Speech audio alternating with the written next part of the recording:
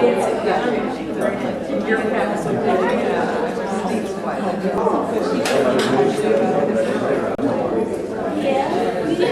Oh, okay. Yeah. We did need to, So I got to deal with the audio real quick. Well, through that stuff, let's see if we can find the top of the mic thing that puts here.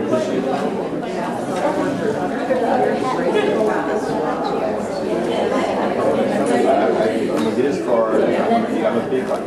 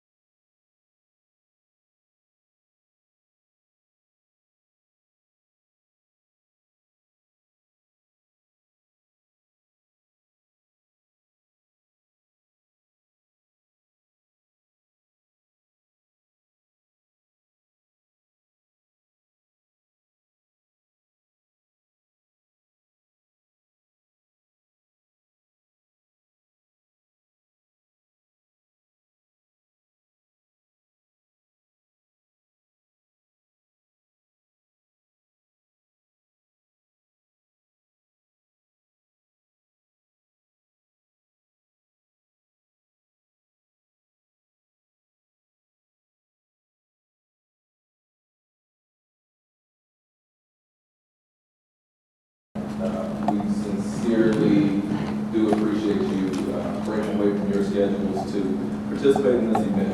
We have a number of great panelists that are going to talk to you all today about documenting Black lives and other issues around that topic. So I'm going to bring Ms. Jeffries to the mic because she is still, I'm sorry, Ezra, to give the introduction. Yes, she will.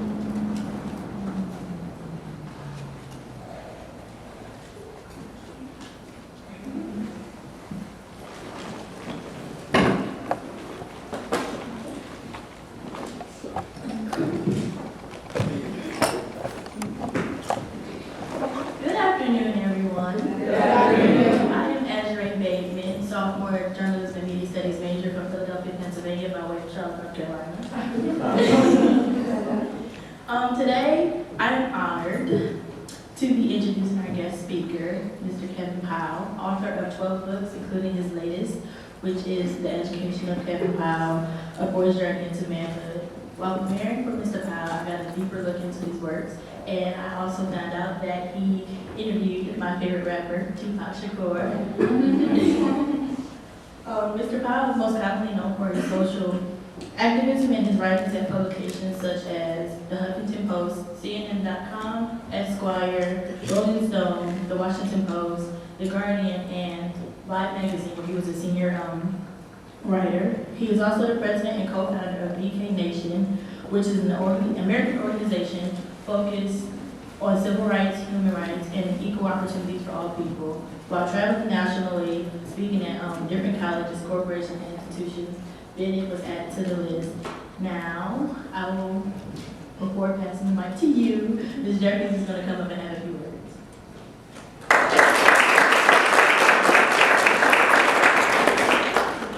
I wanted Azrae to do the official thing so that I could do the unofficial. So I just want to say again, thank you all for coming to this event. We're delighted to have you as much as we're delighted to have Kevin. And just wanted to let you know that this started with Power Social Media. Kevin posted that he was launching this new latest work, and I sent a thing. It was like, congratulations, bro, come to Bennett.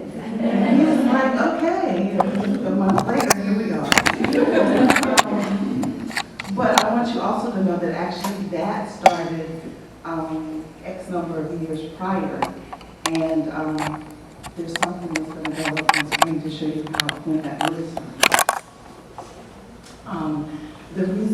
Part of the reason that we wanted to make this a big thing than just Kevin being here, we wanted to talk about some other things because I wanted for you all, for my students, and all, to get a sense of the breadth of a life. You're going to read his book and you'll get a sense of his childhood and his coming of age and his work. But I want you all, because a lot of times I teach senior capstone. And every year, students, I need an appointment with you. Like, why? Because I need you to tell me what to do with my life. I don't know what to tell you to do with your life because your life is going to take all sorts of turns and twists and what have you. And our lives have. And Kevin's life has been very multidisciplinary, multifaceted. He is, when you think of a Renaissance man, this is what I think that he is. And so we wanted also to incorporate the voices of some other people, and I want to just point those folks out for the folks who will be here at the panel discussion, because what they represent is folks who are documenting lives. And we hear a whole lot about, Black Lives Matter and all that's in the news, but there are people who are documenting what is happening and the experiences of people, of Black folks and people of color. And so what we have here, and after this, when we go across the hall to the auditorium, we'll have a panel. And I want to just briefly introduce our panelists. Rebecca Cerise, who is of Shelter in the Storm Productions, and I won't give her whole thing, but she's a filmmaker who has done some very interesting things. And so she's here at the table in the middle.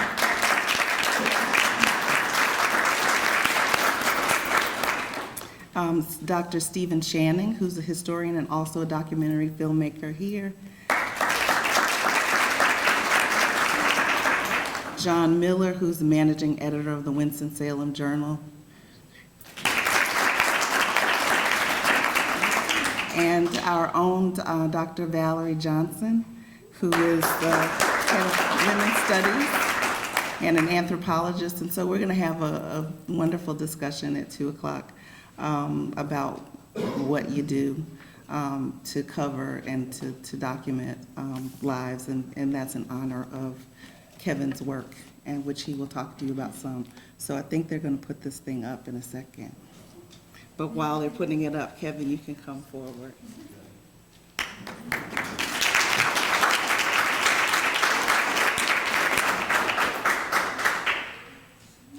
I'm scared of what it is. Is it like baby pictures or something? Oh, Lord. It's when I had a lot of hair. My mother used to say, comb my hair, stuff like that. I know.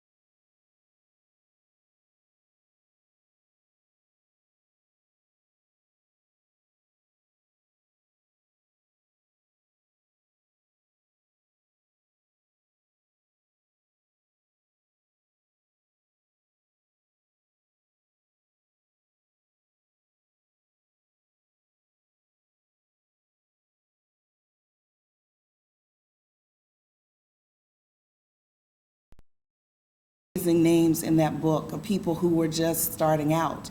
And he came to Atlanta, and a friend of mine who was already in the book said, you need to meet this guy and you need to get in his book. And because I had just won the Essence fiction contest, much to my surprise. And so that's how we got to know each other. That was the picture of us at a reading, some of the people who were there at a reading at Club Zebra. Pearl Clegg, the author Pearl Clegg, and her husband Zarin Burnett put that together. And we were y'all. We were young and doing our thing, and those people have gone on to do wonderful things, but nobody more wonderful than this guy. Oh, you got it. Thank you. Wow. That was deep. I just want to thank you. How are you all doing, first of all? How are you all doing? It is such an honor to be here, and I'm really honored. Just looking at the bios of the speakers for the 2 o'clock session, I'm just really thrilled to be a part of this day with you all. It's an honor to meet folks who are doing the work that you all are doing. And as I was saying to the two filmmakers, I've been hearing the film February 1st all week, and so I'm going to get the film, and I'm going to encourage people to watch the film on social media, because I told them I'm a big fan of our history as a people in this country. All of us are sisters and brothers, and so I'm really excited about that. And so just thank you all for all who you are. You know, I'm also really glad that this worked out. Tamara Jeffries, I've known for a long time. She's right. And we were talking on social media, and I'm so happy that Bennett College, it really is the official first stop. The book just came out. Is it Wednesday? Is today Wednesday? Yes. So the book just came out yesterday, officially. And so I'm here today. I'll be in Atlanta tomorrow and DC tomorrow. Actually, Atlanta in the morning and afternoon, and DC in the evening. And then DC all day Friday, and then I go home Friday night, and then I run my second New York City Marathon on Sunday, which is absolutely crazy to do right now, given all the stuff happening. But I'm just happy to be a part of this. And I want to say a few things really briefly. She mentioned the name Pearl Clegg, who's one of our great writers. she was one of the first people to introduce me to the issue of gender oppression, of patriarchy, of sexism, of misogyny. Pearl Cleage wrote a book, as some of you all know, a short pamphlet called Mad at Miles in the early 1990s, which was a response to the horrific misogyny that Miles Davis bragged about practically in his autobiography. We know that Miles Davis is a phenomenal musician, but it was the first time that I really was challenged myself because of my own destructive behavior, which I talk about in this new memoir. Like many boys, many heterosexual boys who grew up in society, I was an athlete growing up, played baseball, ran track, did not see women and girls as my equals. And I can say it now, looking back on it, and I talk about it in a blog I wrote for CNN.com last week, where I said we need a men's movement in this country. My history, my education, K through 12, and I went to the so-called best schools in Jersey City, included nothing about the contributions of women and girls in this country or on this planet. And just how we need films that document the history of black people in this country, or Native American people, or Latino people. It was the first time I really was challenged about the absence of even my own mother and her sisters and my grandmother, because I come from a matriarchal family. My family's from South Carolina. It was all women running the family. Y'all know what I'm talking about, But it was a profound wake-up call for me, and I remember reading that book and struggling through it because I realized Pearl Cleage was actually talking about men like myself, who took for granted women and girls as our equals, which I do feel now, all these years later. That led to me reading and discovering writers, thanks to women who went to Spelman College in Atlanta, folks like Bell Hooks, who I had never heard of.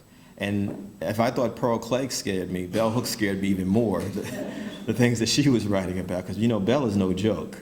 And I think y'all saw the video. I just had a conversation with Bell Hooks 2 weeks ago in New York City, and Bell is still no joke, 40 books later, just this incredible human being and very serious voice around racial and gender justice for all people. And it was the beginning of a journey.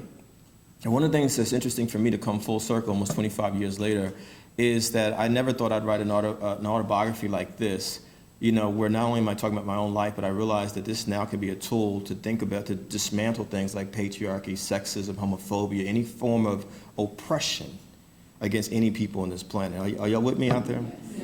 I never thought I would think about it in that way, but it was because of the work of women around me, women who were my peers in their 20s, teenagers like you all are now, some of you, but also women who were older, that I was forced to think outside the box.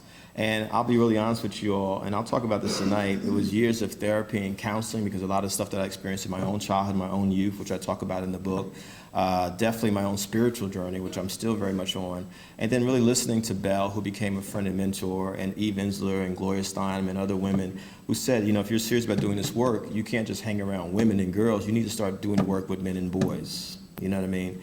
And that's a lot of the work that I do now, and why I want to talk tonight about some of the things that I've seen around the country. For any of you who've read the CNN piece, one of the things I said is I spent a year last year at an elite institution in this country. Not as elite as Bennett, I'm very clear about that. Because Bennett is the bomb, y'all are gangster here, but it's a school that produces a lot of men who will go on to be CEOs of Fortune 500 companies. Some of them will be elected officials. One of them may end up being president of the United States, And this school had me come in and speak to all 11 fraternities and their their scholar athletes. Why did they have me come in there? Because of the work I've been doing for the last 2 decades, and because they have a horrific history at this school of sexual assault against the female students. To the point where the sorority sisters, all the sorority sisters came together and wrote a letter, an open letter, saying we no longer feel safe interacting with these men at all on our campus. And I'm gonna tell you all, it was probably one of the most difficult experiences I've had, because imagine you going into this space every day trying to have conversations with these young men, and the resistance, with a few exceptions. There were some who got it right away, some of them who thought about it or had been thinking about it, but the vast majority were not thinking about any of this at all. And I'm not telling you all anything that you don't know, because I will never know what it's like to be a woman. I have no idea. All I can do is have compassion and empathy. But what I do say is that I think it's so obvious that a lot of us males out there who identify as males in this country are so vested in gender privilege and power and patriarchy and sexism that we don't realize that we're hurting half the world's population, And this is the work that I do, that Jackson Katz does, Michael Kimmel does, Byron Hurt, Quentin Walcott. There's a growing number of men, but still not enough. And I'll be honest with you, for all the good responses I got to the CNN piece over the last week or so, it's been circulating a lot on Twitter, on social media. I've gotten a lot of angry emails and tweets from men, who have accused me of being a feminist stooge. I've heard some interesting things. This is some of the more polite language I've gotten. Men who will turn around and blame women for everything. Y'all know what I'm talking about. And, why is this important? Especially when we're documenting history, like say the history of the Civil Rights Movement, which is, North Carolina is one of the most important places. It's an absolute lie, and I'm saying this as a black man, to say that only Dr. King and Malcolm X and all these men did all this work. And we know that there were countless women going back to the 30s and 40s even who were organizing many of the boycotts across the South. But this stuff is conveniently left out of the history. Just like black folks are left out of the history, women are left out of the history. I don't have to tell you sisters that. And so when you don't know about people who are different than you, no matter what their background, it's very easy to become very ignorant, disrespectful, violent, abusive, and as we know, in some cases, murderous of people that are different than you, And so this is the work that I do as an activist. I realized a long time ago it can't just be about racism. Yeah, I think y'all know Black Lives Matter movement wouldn't exist if it wasn't for black women who helped to create that movement, And I know as a full-time community organizer, this is what I do, going around the country speaking and organizing. Most of the rallies and protests that I've been to, even when it was black male lives that were lost, black women have been there consistently on the front lines, That's not to discredit black males, because I'm very proud to be a black man. But what I'm advocating now is that be you a black man or a white man or a Latino man or an Asian man, you've got to be a different kind of man. It's really that simple. It's got to be rooted in peace. It's got to be rooted in love. It's got to be rooted in, again, seeing women and girls as our equals. And if you don't know certain things, you've got a responsibility to learn it. One of the things I'm not proud of that I talk about in the book, I probably only studied Zora Neale Hurston, the only woman writer I read in college, 4 years of school at Rutgers University. That does a disservice to you and to everyone around you if you don't even bother to read women writers. And when I began to read, Alice Walker and Audre Lorde and Toni Morrison and all these folks, it was just mind-blowing for me. And I can tell you, this autobiography that I wrote, The Education of Kevin Powell, is my book, but as it says on the back, it's as much my mother's book, my auntie's book, my grandmother's book, because I realized they shaped me. These women shaped me, And so I just wanted to share a few words with you all and just say thank you for this opportunity. I'm really humbled and grateful to be here. I don't take any opportunity for granted. And to the students especially, find your passion. Find your passion. And it's all right if you don't know.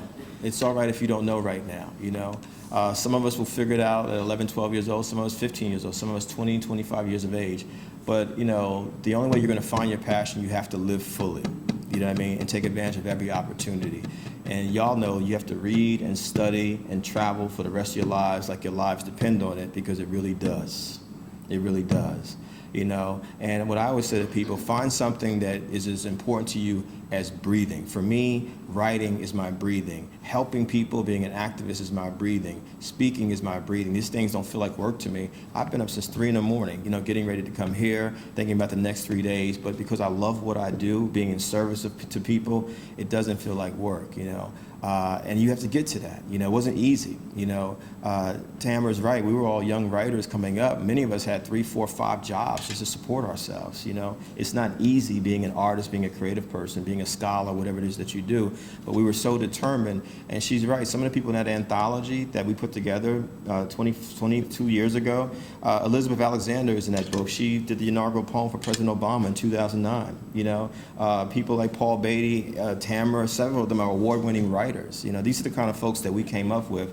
And it's just really humbling to me to be a part of this kind of circle. And stay in touch with each other as young people. Love each other. Love yourself. And in spite of what the world may say to you, it's so important to practice self-love and self-care. Self-love and self-care no matter what. Because y'all know that y'all are brilliant. Y'all are beautiful. Y'all are geniuses as young people. Y'all are the biggest generation we've produced since the World War II generation. I think the millennials are the most brilliant generation we've produced. But the reason why I get excited when I hear about documentaries like February 1 is because y'all also have to know that history.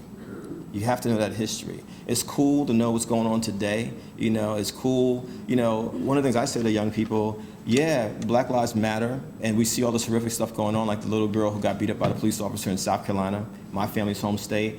But y'all need to know that I was, as a youth activist in the 80s and 90s, we were dealing with the exact same thing in the 80s and 90s. The difference is we didn't have cameras videotaping this stuff. Do you know what I'm saying?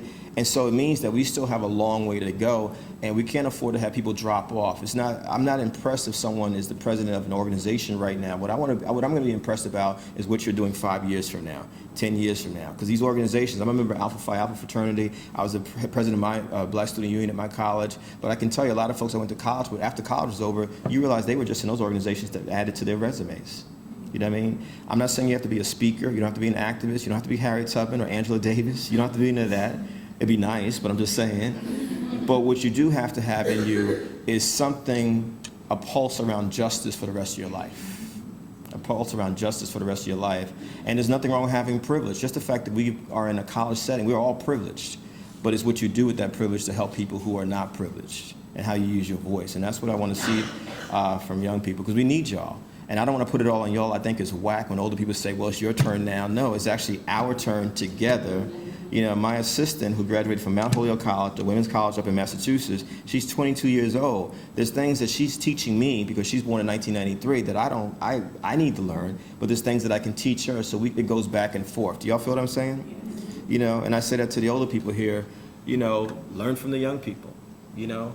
I say this everywhere I go. There are some teachers and professors and educators and writers and filmmakers, et cetera, who are still practicing their work as if it's 1995 or 85 or 75. The way I produce books now, the way I write books now is very different than the way I did it 20 years ago, because the times have changed and I've had to adjust to the changes. You know what I mean? We didn't have Twitter and Instagram and Facebook 20 years ago. So I'm like, I got to think about how I'm going to reach people now with this book as opposed to when we came out 20 years ago and we were faxing stuff around the country. You know what I'm saying? And so a leader, she or he, adjusts to the times, you know. And so I just want to say thank y'all, and I'm looking forward to hearing all the discussion today and, you know, being there tonight and having a rich, layered discussion, a very honest conversation about the topics that we have at hand. Thank y'all.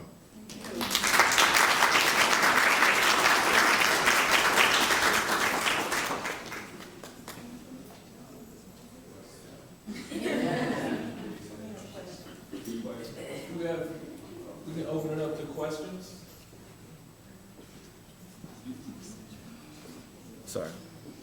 Anyone have any questions or comments? Students? Yes, ma'am. Question. Yes, ma'am. Say your name again, please. My name is Kiara. Hey, Kiara. I'm a Janice major from Willingboro, New Jersey. You're from Jersey. All right. Jersey City, Willingboro, South Jersey. Yeah. Yeah. So, I have a question. You talked a lot about privilege. Yeah. And how, since we're in a college setting, we're all very privileged. When did you realize your privilege? As soon as I got to college. First person in my immediate family to go to college, you know, which is very different in reality for me. Seeing all the stuff that I had at my disposal that people that I grew up with did not have. I was in school at Rutgers in New Brunswick, the main campus, 50,000 students, but it's almost like the campus was isolated from the community. You know, you begin to realize this privilege when people ignorantly on campus were referring to the people in the community as townies or locals or natives. I'm sure y'all don't do that here because that's elitism and that's classism.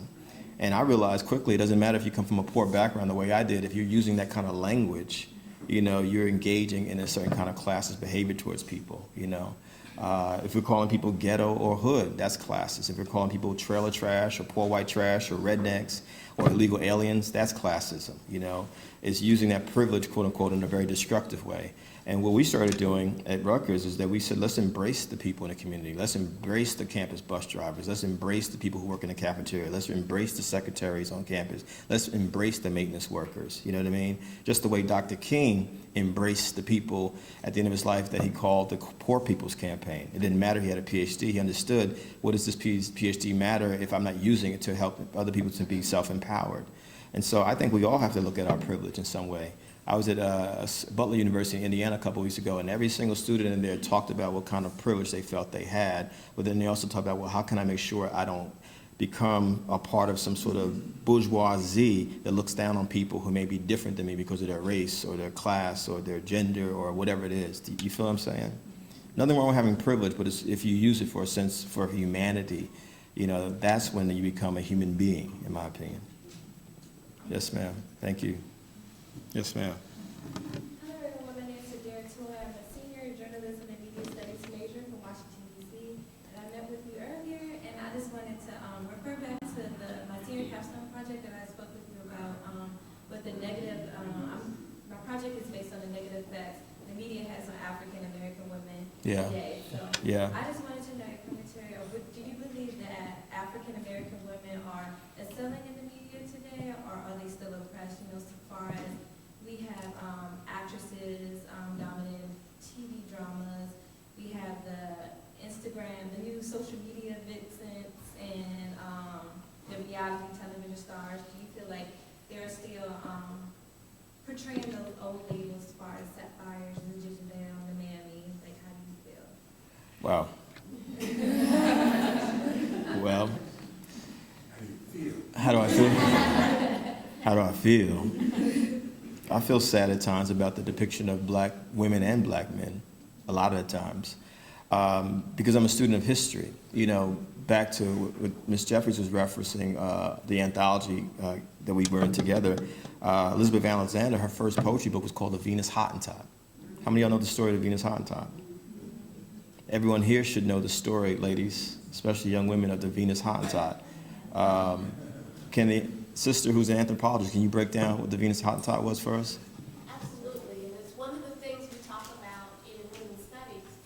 So, Sarah Bartman, Yes, ma'am. but her other name is Sargent. That's how you might remember.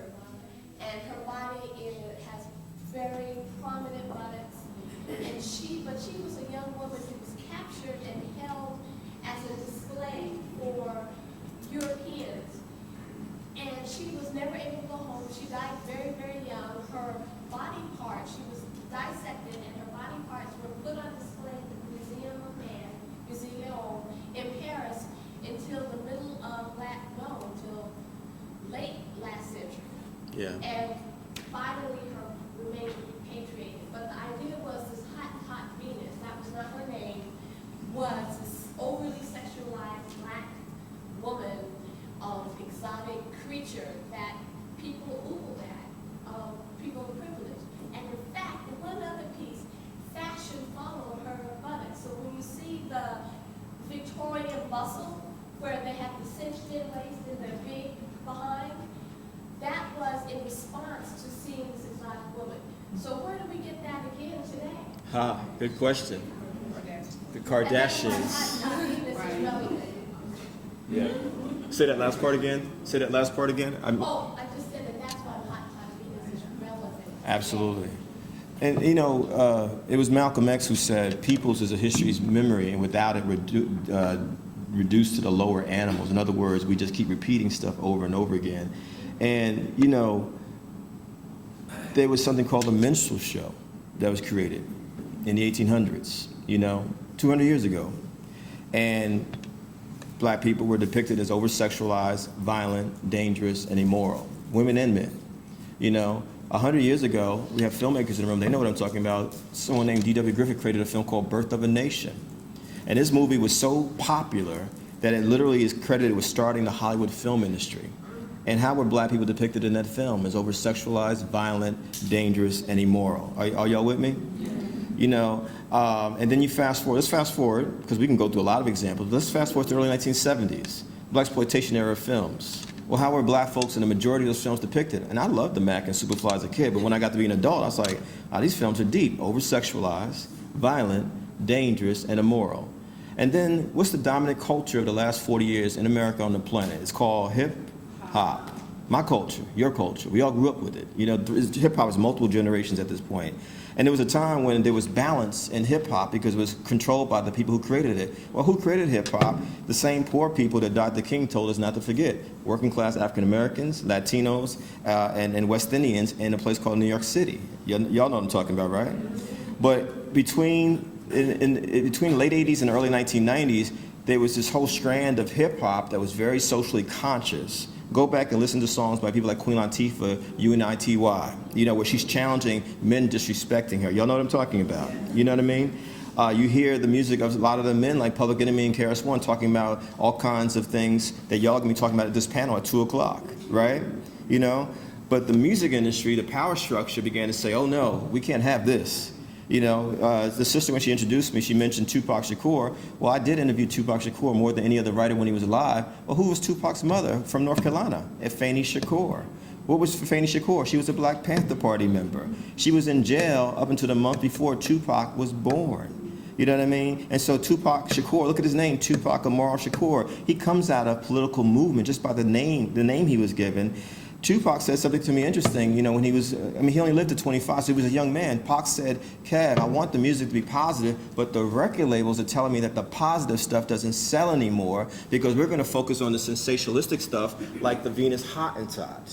Let's depict everyone as over-sexualized, violent, dangerous, immoral. Let's have this explosion of the N-word. Let's have this anti-intellectualism. Let's have this materialism. And you would think that all we do is party and drink and get high and shoot each other and murder each other. Now, I love hip-hop, but the question y'all got to ask yourselves as students, y'all are leaders, right?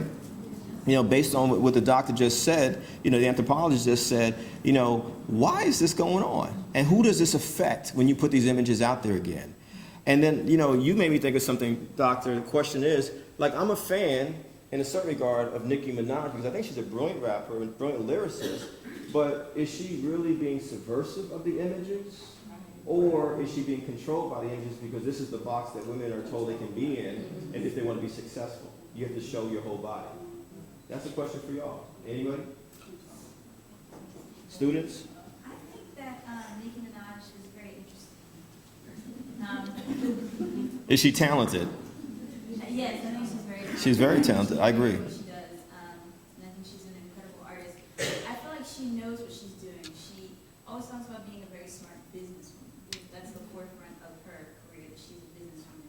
She knows what she's doing and she understands the industry that she's in. So I feel like in terms of her body, she knows that she knows that her body is sculpted the way it is. And she's not going to hide that.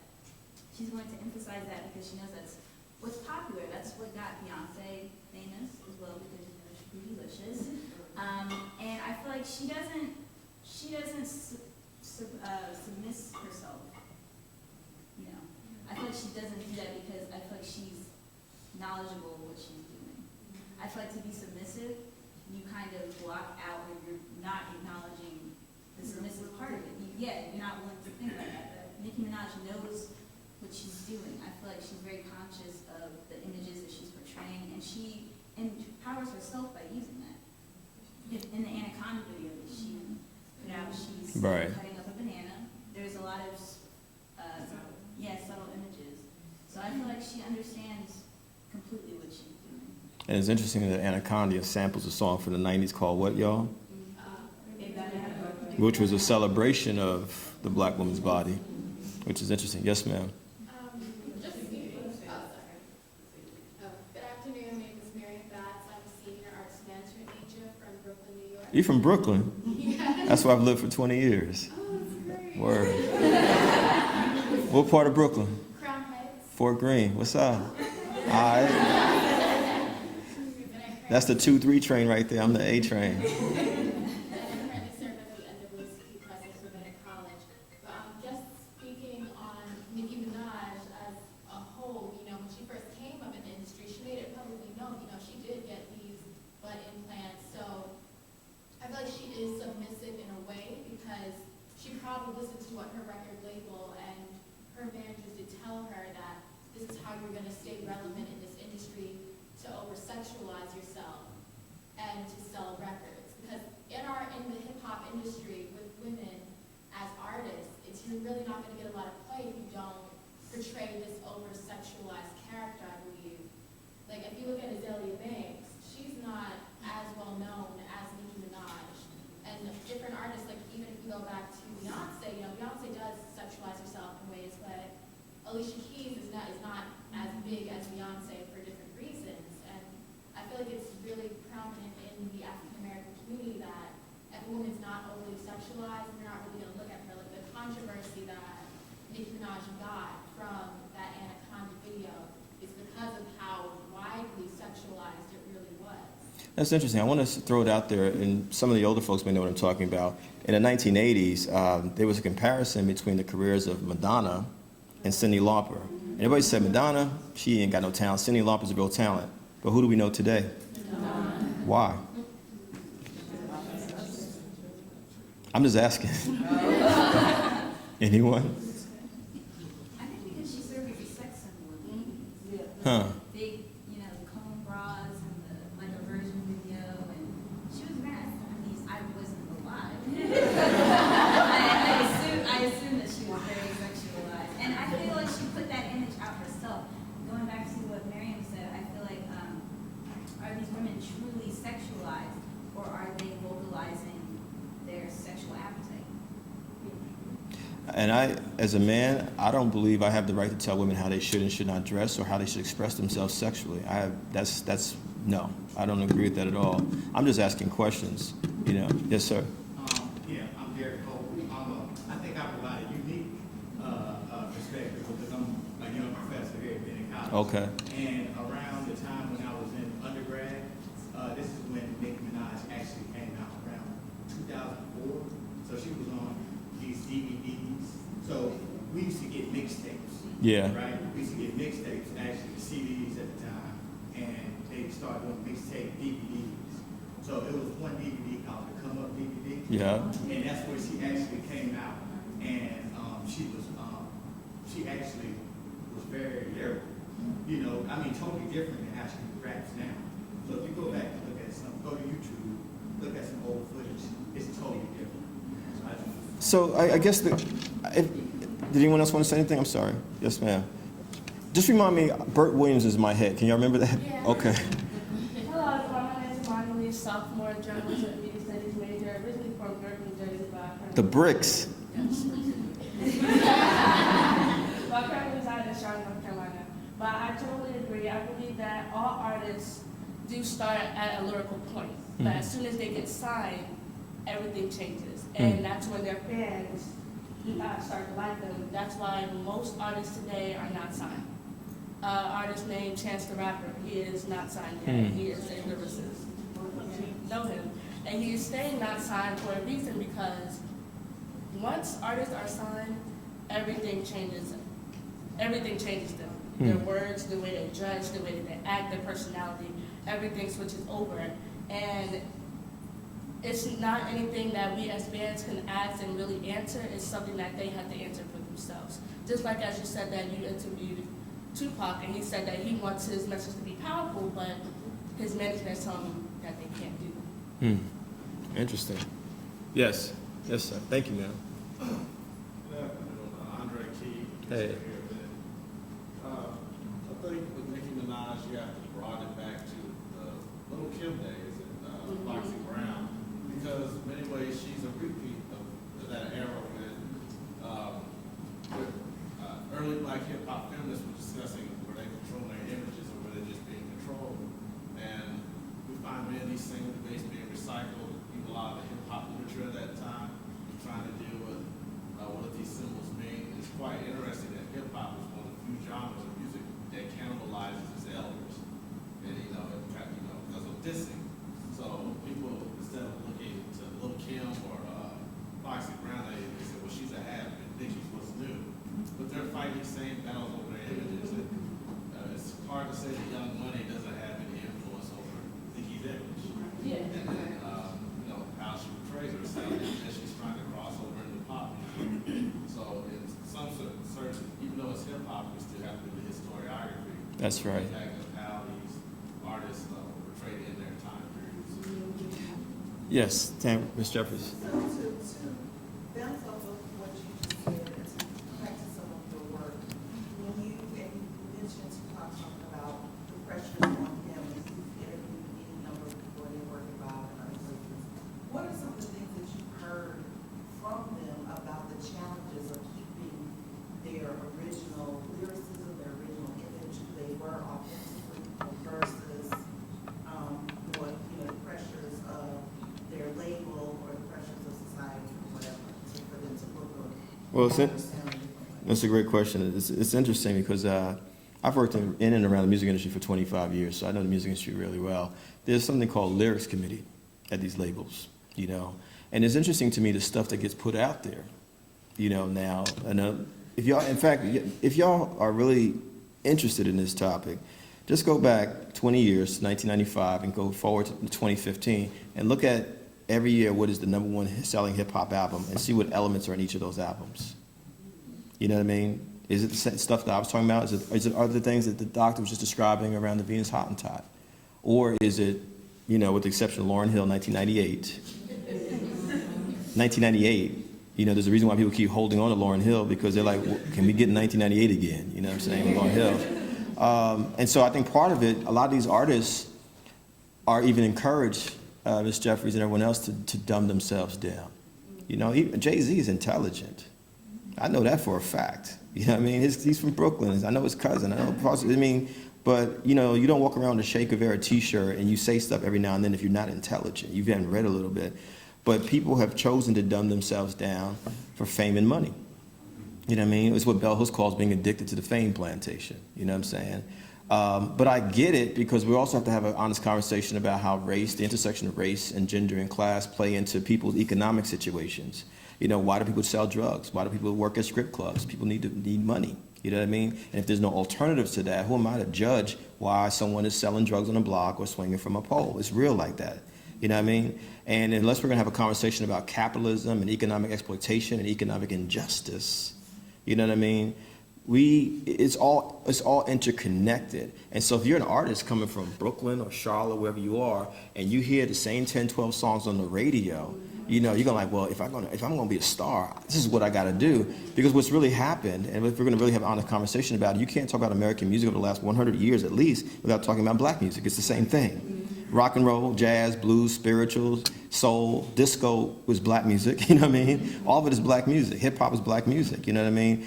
But the difference now between back in the day, there was a diversity of voices. You know, and so it's not even so much that I have a problem. I'm not a prude at all. I don't have any problem with sexual references. People talking about, I mean, Ray Charles made a song in the 60s called Come On Get Stoned, Let's Get Stoned, while he was high. You know what I'm saying? Little Richard, Good Golly Miss Molly, You Sure Like the Ball. That's about sex. Rock and roll was a term for having sex. Jazz was a term for having sex. You know what I mean? So it's not like this is something new, all the stuff we're talking about, but there was balance and diversity. And in my opinion, as you know, one thing that's interesting, you were saying about the Venus Hottentot, it was about images. You know, in the beginning when hip hop was more focused on the lyrics, that wasn't an issue. But when we started making videos and these images started going all over the place with these rap TV shows everywhere, that's when I feel like it began to change. We're like, okay, we can't have these images out here, so we're going to have those images, which is over-sexualized, immoral, violent, and dangerous. And so we need to question that kind of stuff. And then I guess my last question for y'all, what does it mean for you as young black women navigating all of this? Young women of color, you know? How do you feel? I personally, I blog for a page on Instagram called the Hip Hop Mix Man, also for a man called named Michael Nelson. And I personally do it just so people can enjoy it, just so they can personally get updated, and we release, you know, everything that's new. Basically like the Shade Room, but more in a positive aspect of it. And we try to shorten up our captions, but if you click on our Twitter page, everything is long because of our website as well. So basically it's just to be informative as well. And I personally love blogging there just because I get my own insight. I don't have to, you know, be worried about what I say and how I say it, because in actuality, everything has to be truthful. Yes, ma'am. As a journalist. Yes, ma'am. So it's just to be informative and just to let everyone know basically pretty much what's going on. Yes, ma'am. Hello. Hey. My name is Shamaya Curry, and I currently serve as the president at Bennett, so it's nice to meet you. Nice to meet you. Thank you for coming here. Thank you so much. I am not a JMS major, but I am an education major, so I'm thinking about it from an education standpoint. Just as important. Even more so. Thinking about navigating this world, I think it's going to be a big conversation. Because sometimes we want to be Michelle Obama, and sometimes we want to be Nicki Minaj. And so Can you be both? You could. You can be both. You can be both at times. I'm just asking. But I think when you talk about students and you talk about little black girls in classrooms, Because their aspiration is to be, a rapper, or, I come to school, and our girls are more developed nowadays. And Right. So, when I think about bending over, I'm doing all of these things for attention, or I'm over-sexualizing, or having conversations about sex in third grade, then you really start to think about what society is teaching our children. Or you look at the literature and you hear students saying the B word, or referring to it. So all of these things, and so that's why I say it's really a big contradiction. And so I often think about whether Michelle Obama's presentation and who she is as a woman even matches what we see in the media. Like, are those two different ideas, and how do girls feel about that? Can I be Michelle Obama and can I be Nicki Minaj? I mean, if my Michelle Obama plan fails, then do I have to be? For me, I don't really listen to Nicki Minaj. I really don't listen to Beyonce. Beyonce could do so much more with her power. I think Who Runs the World, Girl, that was a great song, but I think that she could do so much more with the type of power that she has. And I think for women who don't look like Beyonce, that's when it really becomes a problem, because we're measuring ourselves by how big our butt is, whether or not I'm light enough. Colorism is still a really big issue in the African American community. And so when you have girls in school saying that I want to lighten myself so I can look like Beyonce, then we really start to think about, is this good enough? Can I be Michelle Obama? Can I be Nicki Minaj? So I think as a black woman, it's still very, very hard. And as black women who have to bring children into this world, it's even more challenging, because you hear students talk about, well, I'm going to make this person because I want my children to be like, or I want them to have this color hair. But we're blessed because we attend an all-women's institution, and so we get to have these conversations.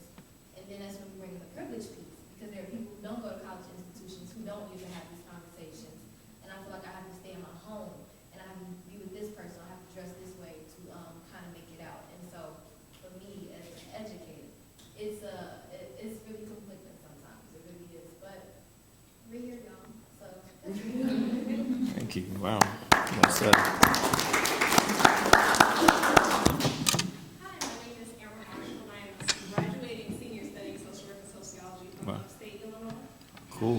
Cool. Chicago. I guess I have a different perspective just because I wasn't allowed to see that. I didn't have that experience, but I think I had a richer experience because the music I listen to now is still like Lena Moore and Tracy Chapman and Wow. Melody and things. And so sometimes, especially because having difficulty navigating this music industry and trying to be not only a woman of vocal character, becoming that Proverbs 31 woman, it's really, it can be really distracting, especially for little girls who are coming up, like Shemaya talked about the education industry. I work in my community back home, and seeing these little girls knowing the lyrics to some of these music, even if the artists aren't signed, they still hear some of these sexist and absolutely disrespectful images and things, and they grow up listening to that. And it's just such a challenge trying to teach them that this is who you are. This is something that an industry has created. That you are a woman of race, of nobility, and you are a queen. And it's I don't know. I just wish that we could have more artists coming and really speaking to them about self-respect and love and just kind of their background. So that's just Wow, we got a lot of hands.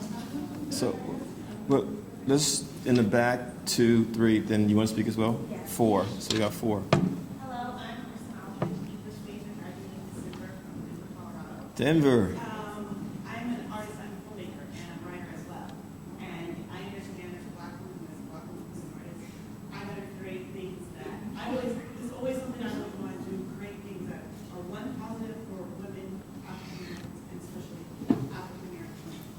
So I just know as like an artist and going into something like film, it's one of the most, it's very influential, like music, and like television is very influential. So I just always want to create work that is influential, but also very creative, and that portrays African American women respectfully, and just shows us like who we really are. Because even in film and television, even though Sandra Rhimes is like great, she's a hard worker, but still doesn't portray a correct image for black women. So just all these images, whether it comes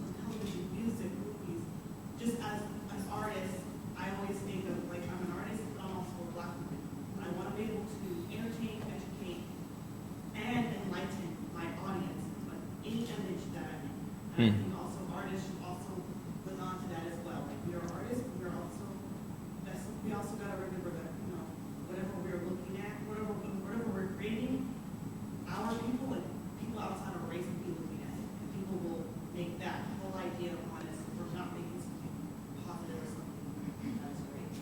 Wow. Who was number 2? Yes, ma'am. Thank you. Hello, everyone. My name is Ryan Daniel, and I just wanted to shed light on the magazine aspect of the media. So I'm editor-in-chief of Bell Magazine, which I think everyone has on their tables. And this is a publication read by the students, the women of Bennett College, phenomenal women. And just working with Bell Magazine and such extraordinary writers and editors and designers, you just see Black women in a different light that I didn't get in high school. I went to a all-black high school, all this stuff. But What state? What state? Where are you I'm from? San Diego, California. You're from San Diego? Yes. Okay, cool. So, All right. So coming from a larger state as California, which is idolized in media, people think that you're being bold when you're not. But coming to a state of North Carolina, to Greensboro, which is very small, and working with Black women as much as I have, I just want to say that having our voices heard in a magazine such as Bell is it's enriching and it's powerful to me to work with women who want to write on stories that aren't talked about in regular magazines. We have As Ray, who talks about Black Lives Matter in almost every issue. We have Black hair care, Black skin care, gay rights, women on women domestic violence. So there's just a lot of dynamic women in this room who write and are really talented and passionate about topics that I think that we went out to the workforce, and I went into a magazine right now and said I wanted to write about something we write right here, they would say no. And I think we have a perfect outlet, especially with Jeffries, who allows us to voice our opinions in these meetings and just what do you guys want to talk about and who do you guys want to interview. And we have a trans movement story coming out because that's really big right now. We just have so many platforms that we get to speak on, and we have a really nice opportunity at Bennett College to be able to do that and be able to have our voices heard. So yes, the media can be negative to Black women, which it is, because reality TV, music, and music videos and all that, but there is positivity too. And I think that we take the time to actually read what young Black women are saying, then I That's think right. that'll be shown. So I just wanted to say that. Wow. You want to say something? Yeah, let me just, as I think you had somebody else. Yeah. I did want to just make a comment based on what both of you said. I was in a class with students, and we were talking about images in reality television. Yeah. And I asked the students, I said, name for me, because I don't watch all of them, name for me all the reality TV shows that have Black women as primary characters, or the majority of the characters in the show are Black women. And they named for me 14 different shows. Wow. And then I asked them, I said, okay, now look at these shows, and I want you to tell me which one of these shows has depicted Black women fighting. And I said, I don't mean just like busting each other in that role. And I was like physically throwing something, pulling hair, touching. That's right. And 12 of them. 12. Out of the 14. They could say, they could remember an episode. Wow. And I asked them, I said, how long have you been here? Most of them have been here 2 or 3 years. I said, you're here, you have 500 Black women. How many fights have you seen? And most of they said was they've seen 2 in the 2 or 3 years that they've been here. So I say that just to, and it illuminated a thing for them. It's like you're looking every single day at these images of Black women fussing at each other, fighting each other, stabbing each other. That's right. But your experience is very different from that. Not that we don't have beef with each other or have conflicts, because we're human and we have conflicts. But the image is very different. And so when we talk to, when I talk to students, or we all talk to our students about when you walk off this campus, you see yourself in a certain way. Right. When you walk off this campus, you don't look any different to other people than the folks on Love and Hip Hop or Atlanta Housewives. And so you've got to navigate that in the world. And that's deep, 12 out of the 14. And then you add in World Star and all the other videos, websites, which are horrific depictions of us. You know, we started to buy it. We started to drink the Kool-Aid. Who was 3 and 4? Was there? Were you the last person? You were 4? Oh, okay. Yes, ma'am. Hi, everyone. My name is Karen Nunnery. I'm a senior journalism media studies major from Palmdale, California. And my California. question is to you. Oh, me? Yeah. In Okay. your opinion, how do you feel like media makers can change the portrayal and outlook of African American women in today's media? I think 2 people answered the question. The filmmaker and the... Are you the editor of the magazine? Yes. The editor of the magazine and the filmmaker in the back. Say your name, please, again. Zion Daniels and Kristen Aldrich. You create what you want to see. You know, you create what you want to see. I remember Eve Ensler, who created the Vagina Monologue. She said, I created that because I wanted to see a certain kind of thing out there about women that I had never seen. And Tazaki Shange created for Color Girls because she wanted to see what wasn't there. You know what I mean? That's important. And so you have to create it. You know, there's nothing wrong with wanting to be a TV news anchor. If that's what you want to do, you should do that. But then while you're in there as a TV news anchor or a reporter, you have got to fight for stories that present balance. You know, that's really, really critical. I can't stress that enough. The publications that I've written for, some of the spaces have been places where if it wasn't a person there who was progressive, be it a white brother or sister or a person of color, certain articles wouldn't have gotten in there that balanced the picture out. Do y'all feel what I'm saying? You know, that's really, really critical. And so you do it. You have to do it yourself. You can't wait for anyone else to give you permission. You know, is it hard? Yeah. Is it difficult? Yeah. But we have a whole tradition of black media, you know, black newspapers, black everything, you know. North Carolina, I mean, y'all are one of the richest states in the country in terms of our history. If you look at Winston-Salem, Wilmington, all these places where black folks have been, Greensboro, North Carolina, you know, those students didn't wait for permission to sit in it, you know, at the Woolworth. They just did it. Like, we're going to help propel this movement. You know what I mean? And so a lot of it has to do with you understanding how much power you have in your own hands and taking the initiative. And, you know, anyone, if you want to make money, that's fine. You know, anyone can make money. You can make money doing a whole bunch of stuff. But the fact that, you know, we're still talking about the same stuff that was talked about with the Venus Hottentot in 2015, you know, that we can point a direct straight line from all that stuff we've thrown out there, Birth of a Nation, black exploitation films, hip hop, starting 20 years ago to now. It says that we got a serious problem here, you know. The reason why I asked you all, can you be Michelle Obama and Nicki Minaj? Because one of the questions I ask all black male audiences, okay, how many of y'all use the N-word? All the hands go up. Yes, son, especially in New York. Yes, son, you know what I mean, son? I'm like, what, son? I remember I did a forum on a session on Straight Outta Compton. I let these young men talk for about 20 minutes, and every other word was everything they heard in the movie. They knew the whole movie inside out. But they also knew every legendary drug kingpin on the block in Brooklyn and Harlem, like these were autobiographies. But they also knew inside details of Rikers Island, one of our local prisons. But when I started talking about black history, February 1, they had no idea what I was talking about. You know what I'm saying? And so, you know, we have to be the media. We have to be the media, as our filmmakers know. We have to be historians. We have to be educators. We've got to be all these things. You know, Ms. Jeffries used the term Renaissance man, but all of us have to be Renaissance people. We literally have to wear multiple hats. You got to know current events, you got to know history, you got to know pop culture. You know, you do need to know who Yeezy and Breezy and all those folks are, you know what I'm saying? And if you don't know what I'm talking about, then you are woefully out of touch at this point. And we could bring you up to speed. You know, there's nothing wrong with that, but you should know what is going on today. But then how do you use it to educate people? You know what I'm saying? Because you know what? I'm going to tell y'all, years ago when 50 Cent was the biggest rapper in the country, 10 years ago, I did a session at Rikers Island. I went in there ignorantly, and I said, man, 50 Cent is whack. He can't rap, da-da-da. He ain't talking about nothing. He's talking about shoot. Man, you know what those young men said to me? 50 Cent is my hero. And you know why they said that? Because he said he got shot 8 times and he survived. And it took me back to, who did I interview at Vibe back in the day, y'all? And Tupac got shot how many times the first time? 5 times. And he survived. And what I realized, it elevated him to mythic status.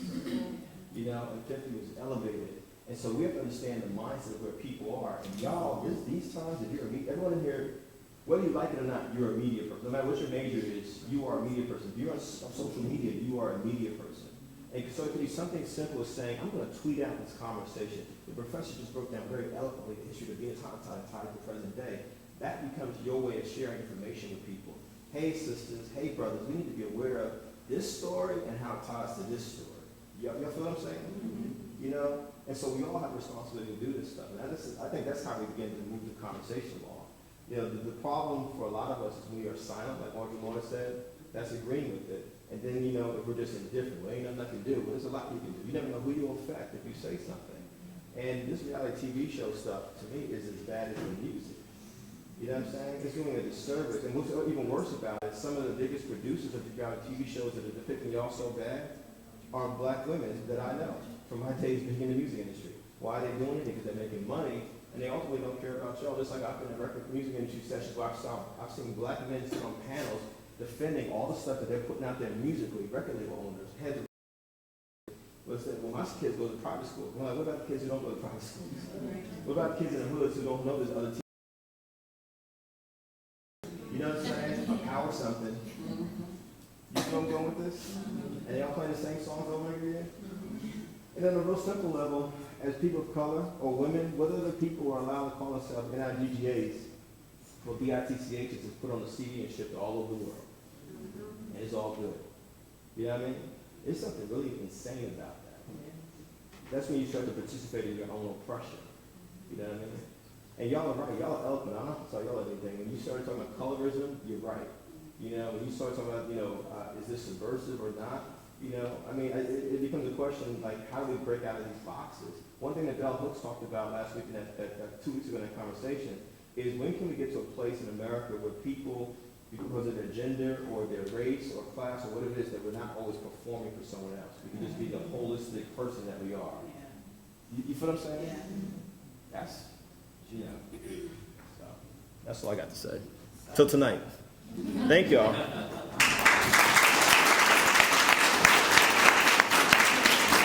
Thank you. So that just lets y'all know what you are in store for, and we'll have more time with him tonight at 6 o'clock. I know that he has a radio interview at A&T at 2 o'clock. I wanted to give folks who wanted to get books signed an opportunity before we had to pull him away to do that. So thank you all, and we'll be transitioning over. Please join us over across the hall for the panel discussion.